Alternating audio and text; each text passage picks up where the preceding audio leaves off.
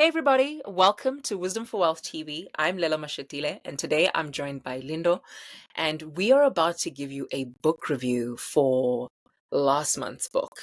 Excuse me. I think it was the month of April. So a lot of things happened, and we couldn't get to recording the book review, but we just thought, for completeness and wanting to keep our word, we wanted to jump on and still give you what we promised that we would. So in the month of April, we read this book. It's called You're Not Broke, You're Pre-Rich by Mapalo Makhu. Mapalo Makhu is actually a personal finance coach. She's the founder of Women in Finance. She is a wife, she's a mom, and currently I think she's actually doing a podcast. But if you need to check her out, just check her out. Her name is Mapalo Makhu. I think she also goes by Mrs. Money. Okay. So that's what we're going to talk about today. We're just going to talk you through some of the things that stood out for us in terms of this book, what we learned. And hopefully this will give you a bit of a review or like a basic, I don't know what to call it. It's almost like giving you like a basic rundown of what to expect if you were to read this book. We do recommend that you do read it and you do get it. But yeah. So Lindo, I don't know if you want to say hi quickly to the people before we get started. Yeah, absolutely, absolutely. It's afternoon actually in South Africa, sunny South Africa, although it's winter. Hi, Lelo. Thank you for having me. And hello as well to the entire community, the Wisdom for Wealth community. Thank you for having me. I really enjoyed the book as well. Went through it. Took me a while to finish, but it was quite interesting. And I'm really looking forward to just delve into it and deeper about it. Yeah, thank you. Cool. So I'm going to get started by just sharing what my general sentiments are of this book. Okay. So I think for me, this is a great book, and for me it's a great book because there's just so many topics that the author covers in terms of this book, right? Like it's a very broad personal finance book. Matter of fact, I would dare say that if anybody wants to get started on their personal finance journey, this is a great book to get started because it's got a bit of everything. So if you're looking for a lot more detail on specific topics, it's probably not the greatest book.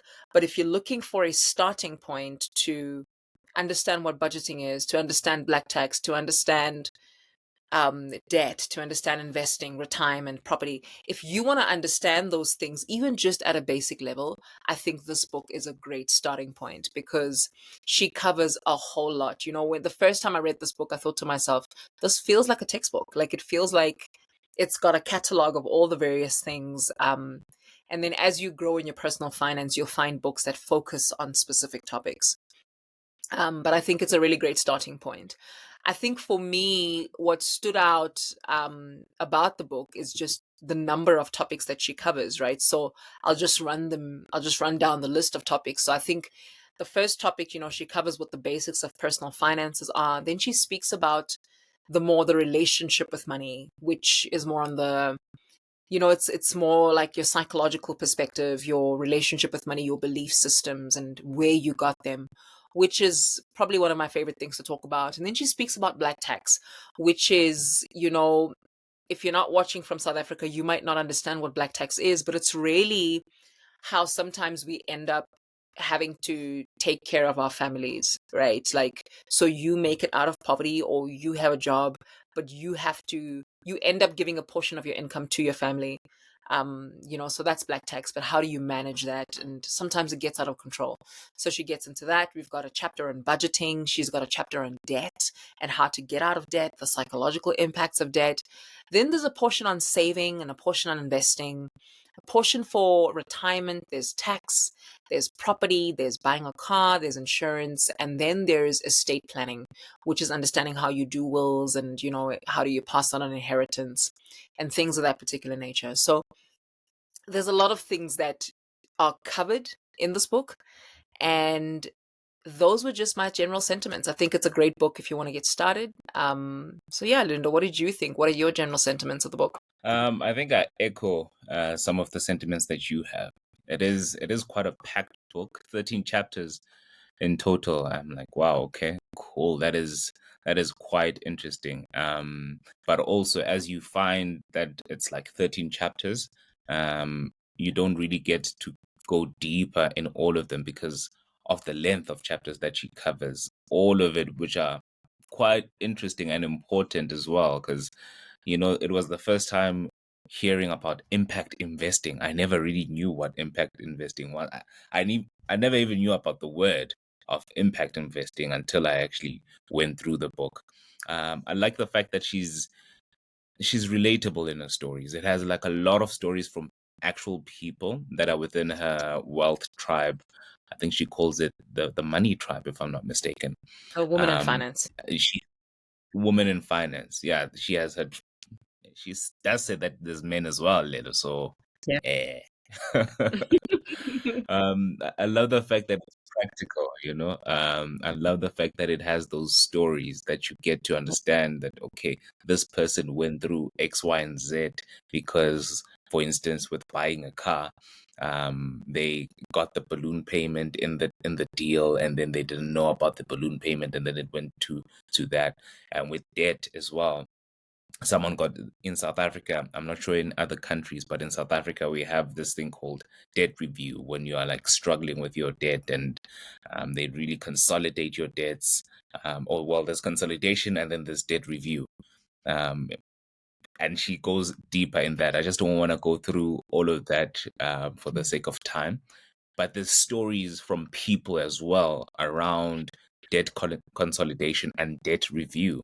And you get to understand not just from an advertising perspective of an organization trying to sell you this product, but from an end user's perspective. And then you get to also make a, a a well thought out, well researched decision when it comes to these things. As much as a person can be in debt or heavily indebted to the point where they have to consider these things such as, like, consolidation and review. um you are still, it's not like you are now without any agency or self agency. You still have the choice to make, you still have the research to do so that you make the right choice for you and your future, and you don't get to a point where the decision that you make right now, because of whatever pressures that you're going through, makes you make take that decision and then messes up with your future. So it really helps in that regard. It's very practical, very easy to read.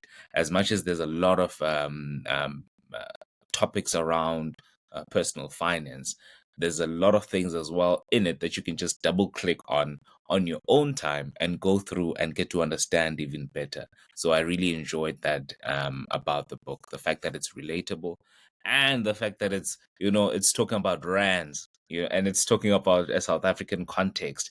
Whew, it's been a while, man. It's been a while because a lot of personal books go through the context of, either the West or Europe, and you never really get to understand the concepts because now you have to think of the dollar and then exchange to the rand and then understand what the rand is for 1K, and then exchange that to, a retirement annuity, and then understand what they're Absolutely. talking about.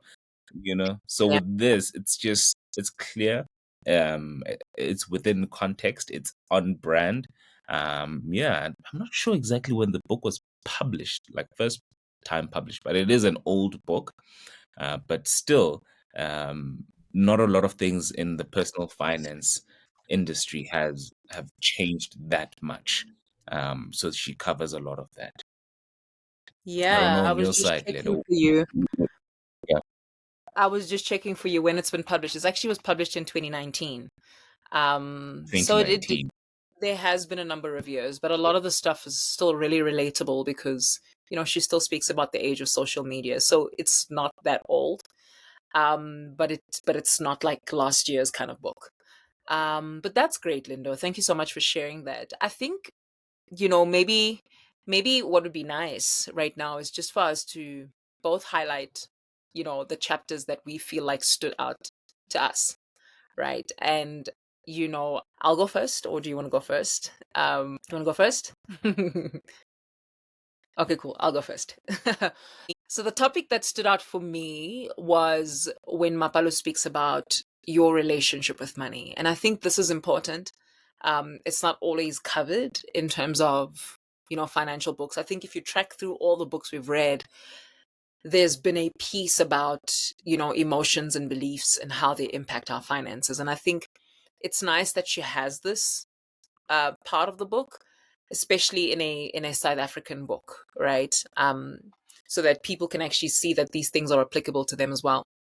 So I think the one thing that she does cover is that the things that we grow up hearing about money are the things that actually start shaping how we think about money and how we behave around money, right? So, and she mentions a few things that we might have been exposed to. So maybe you've heard people say money doesn't grow on trees. Maybe you heard people say I'm not Patrice Motsepe, which is like a South African billionaire, right? Or someone will be like, rich people are evil, money is evil kind of thing. And that shapes how people think. It shapes how people think about money, to a point where people's financial decisions are impacted by those beliefs, even if they don't know it. And so she really makes an effort to make people understand um, how they can improve their relationship with money.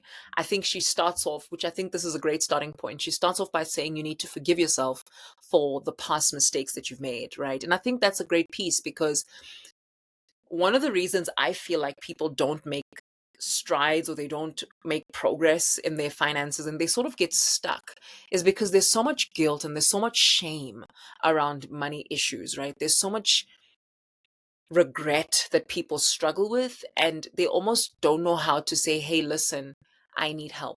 Okay.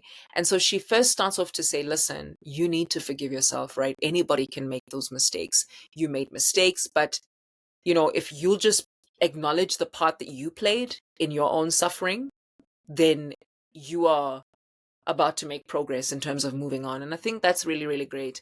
And then she speaks about the whole portion about positive money affirmations, and she gives quite a few in terms of how to rewire your brain when it comes to your belief systems about money. And I think we're all different. I think that's just how she suggests that we deal with it. And then she gets into speaking to things about how you need to make small changes, right? Like it's like eating an elephant, right? You need to eat it one bite at a time. So if you're going to change your finances, you can't change them overnight, right? And sometimes when we feel like we're not making the progress we'd like to make as quick as we'd like to make it, then we sort of just feel a little disgruntled and we want to give up. So she makes this point about understand that making the changes you want to make financially is going to require, some tenacity. It's going to require resilience, and you're going to need to keep going, even if you're making small changes. So don't get disheartened if you're making small changes. And then she speaks about the importance of taking yourself on a money date. And I think that's really important because you're really taking the time out where you're checking on your finances, right? Like if you had a relationship with a human being, relationships thrive if you give them time, right? So time is currency when it comes to relationships, but so is in your relationship with money, right? Like you need to learn how to make time for your money, to understand where you are financially, to understand what your goals are, to understand where you're falling short. How can you make it better? So it's just cultivating a habit of checking on your finances. And then she speaks about finding accountability. And I think this is important. Finding people that you can do money with, people that you can just be accountable to be like, hey, listen, I'm trying to pay off my debt. Here's my plan. Can you hold me accountable? And I think that's not always easy because, you know, you're opening up such a personal part, like a personal part of your life to someone. So if you're going to find an accountability, please find somebody that you can trust. And then she speaks about the importance of educating yourself. And I think watching a video like this one, being a part of this Wisdom for Wealth community, is an effort for you to educate yourself, right? Even if at the basic level, it's always going to make a difference, right? So if you don't get the book, but you watch this video, you are making an effort to educate yourself. And then the last part of improving your relationship with money is also, asking for help. So she says quite a lot. I think maybe just something that we probably can't speak to right now for the sake of time. She also speaks about the whole idea of money personalities, right? Like understanding your money personality, right? So there's spenders, there's savers, there's Cinderellas and Ben 10s. There's she says sort of like the avoider who doesn't want to look at money at all. But you should read the book because then you'll be able to understand the different money personalities, find your own, even if you have more than one, and then you'll be able to understand how you'll understand your own spending triggers. You'll understand what gets your finances in trouble or not. And then you'll be able to manage yourself accordingly. So I think I enjoyed that piece. But she says a lot, hey Lindo, like I could go on forever. She even speaks about No, yeah, she marriage does. contracts. She does. Yeah, Oh, she yeah, I speaks loved that chapter. I loved that chapter. she spoke about marriage contracts, and it's the same chapter under the relationship with money, right? Like she speaks about love and money and how you need to understand the various marriage contracts, and the implications that they have for your finances. And maybe for me that was nice to listen to, because well, the first time I read the book I was like, I found that very insightful. As a person who's single and not married, I thought to myself, this is nice to know, because getting into an agreement such as a marriage is going to impact your finances. I know people who would love to get out of a relationship, but when they think of the fact that they have to share their pension fund with the person that's probably abusing them, they're like, I'm going to stay because I'm not about to share my pension fund money. So there's a lot of implications when it comes to that. But I'm going to park it there because I've spoken for quite some time, Lindo. I don't know if you want to share what Yeah, stood out to you. yeah. It's so interesting that you're mentioning marriage contracts and accrual systems and with accrual, without accrual. The funny thing is there seems to be a thread because the current book that we're on, Poverty Proof, also says, in the first couple of pages that Douglas speaks about, and I know we are talking about Mapalo today, but there's a link here. He speaks about wealth creation in relation to marriage and being married to In someone, a that there's family. a link between that, and being in a family, there's a link to that. So being married, being in a family, and to your wealth creation.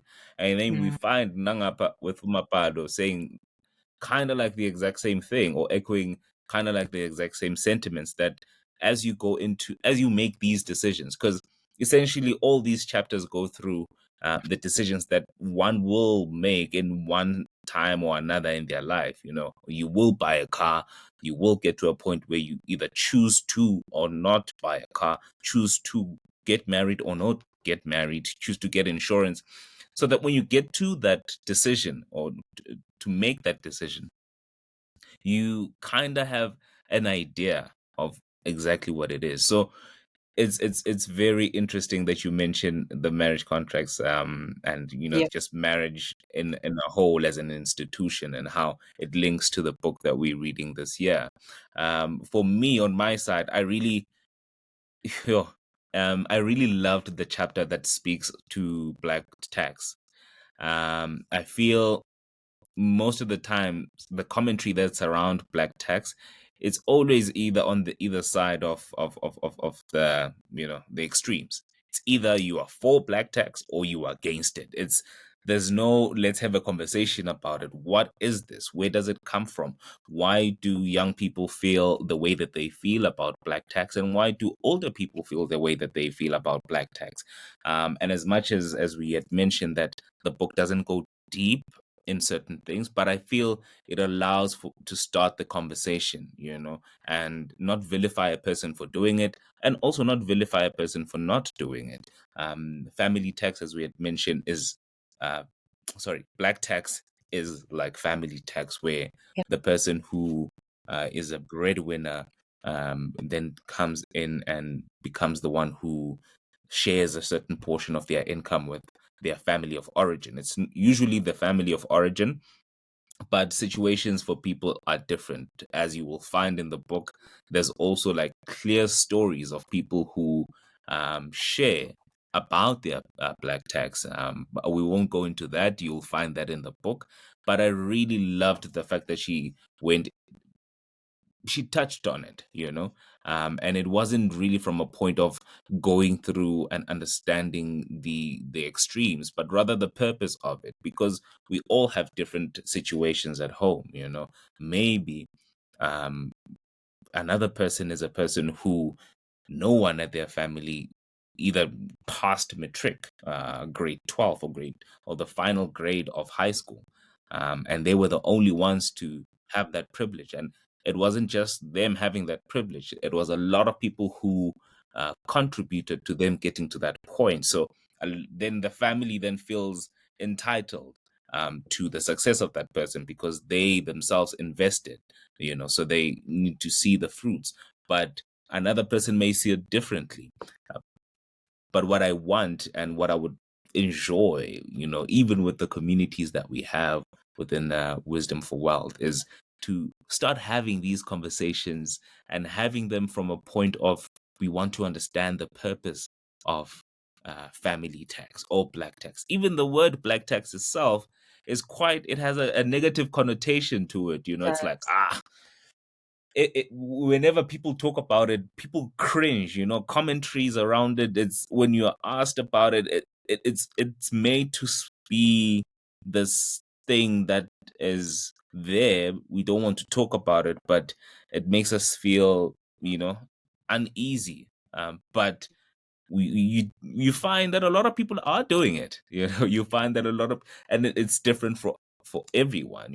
Other cultures would invest in a business, invest in someone's idea. That is also a form of family tax or black tax. But for some reason, in this context, we have this, as I'd mentioned earlier, that it's extremes. It's either you are doing it or you are not doing it, and you feel this way or you don't feel that way, and there's no conversation around it. However, uh, that's like one thing that I liked about how she approaches, let's call it, her storytelling. Mhm. It's not from a perspective of it's either or. Most Mhm. people go through that, or approach things like that. It's from, let's find out what the purpose of this thing is. It may be right, it may be wrong, it may make you feel differently, and it may make you feel, kind of like we can go to, in the relationship of money, she speaks about the money habits. Kind of sounds like the money scripts again. There's this thread now. As we read the books, you're like, oh, okay, I've read someone else writing about money scripts. Now she's talking about the same, behavior. So we can have as well a script around black tax. Like, Yeah. how do you feel about, do you avoid it or do you embrace it, Yeah. and all of that. But yes, I really really enjoyed how she, ngesiZulu kuthiwa ukudlala, indlela ayindlale ngayo lento le, to the Mhm. point where it's, let's have the conversation and let's not sit. Okay, we can sit on either side, but let's be on those sides, but still have the conversation and have, the decency to just hear the other side as well, and not Yeah. just point fingers, because Yeah. at the end of the day, it's very important. It's very important. I'm sure you also have some of your thoughts.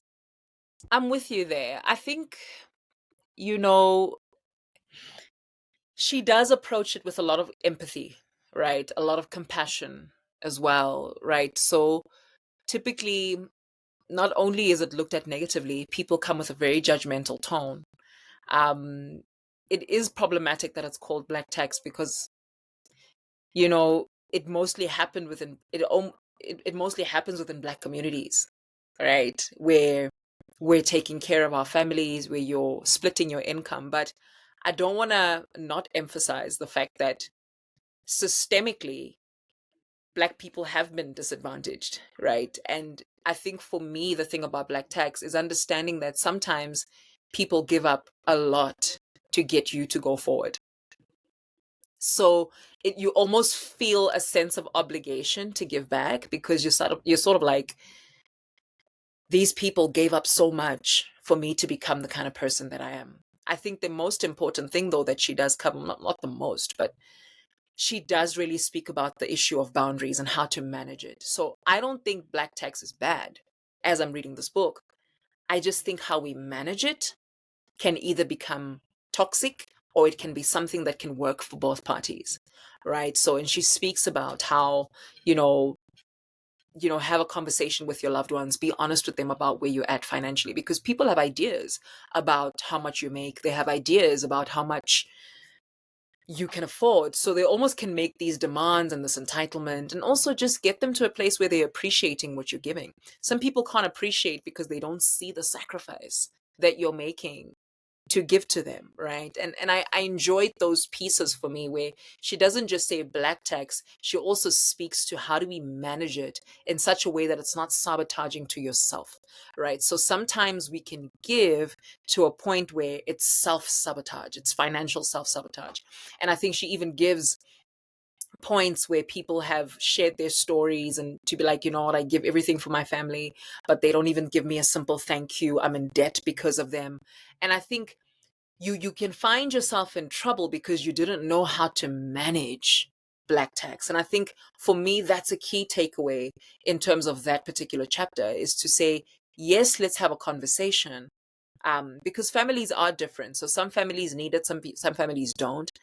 But also, let's be clear about how to manage it in such a way that it's not harmful for you, right? Because sometimes you can get to a point where you feel so obligated to helping that you're no longer helping, you're hurting, right? Not only are you hurting the people you think you're helping, you also are hurting your own finances. But I'm not going to hop on that because that's me and my take and my what I would say to a wisdom for wealth um, person. But I think there's nothing wrong with giving. It's how do we manage it and for what motive and for how long and how is it done. So I think in that light, I think the book, just really helps, like you said, to give the conversation going. But I think overall it was a great book. I've enjoyed it. Yeah. And I think it's a book that people can always come back to, right? So even though it's written in sequential steps, you can honestly just start the book anywhere. Like anywhere, if you're struggling with debt, start with Mm, debt. If you're struggling with it, start there, because it's for me written in such a textbook format. You can start practically on any chapter and still get value. So it absolutely. doesn't. You don't need to follow the method. But if you do have time, you can always read it. But also, sometimes you think you've read something and you understood it, and then you hit a season where you really need to drill down on something. This is a great book because then you'll go back and you'll be able to check on particular chapters. But I think from me, yeah, this was great, Linda. I don't know if you want to make any closing comments. I'll make these clothing comments. Yeah, I think for me as well, not to go deep into the book, it's really, you can read it from, you can essentially start even with estate planning. Depending on where you are in your life, you can start with whatever it is.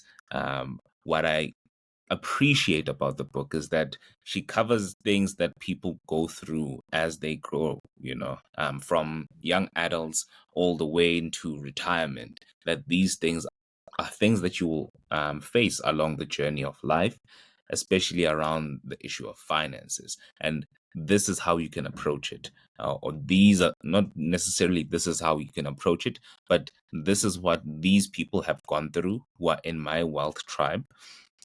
And then this is read from their stories, choose what you want to do.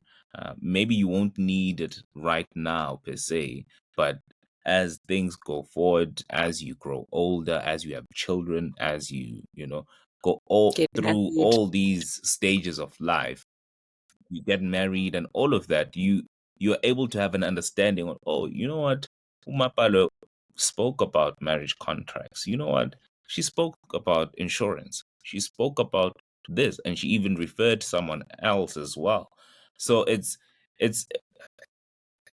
a textbook format, yes, but it's also like very structured in a way that has like a lot of references that you can go through, and not only just go to Umapalo, the person, or the book itself, there's other avenues within specific topics that can help you when you hit a certain milestone in your life, a certain point that will require you to make decisions, probably that you've never had the conversation with anyone or you've never really understood. So that's what I like the most about it. It's like an understanding of your journey as a human being, and then talking about the steps or the places that you will hit in your life that will require you to have these conversations and have this understanding. So it's I love a, that. uh what do you call it, for something.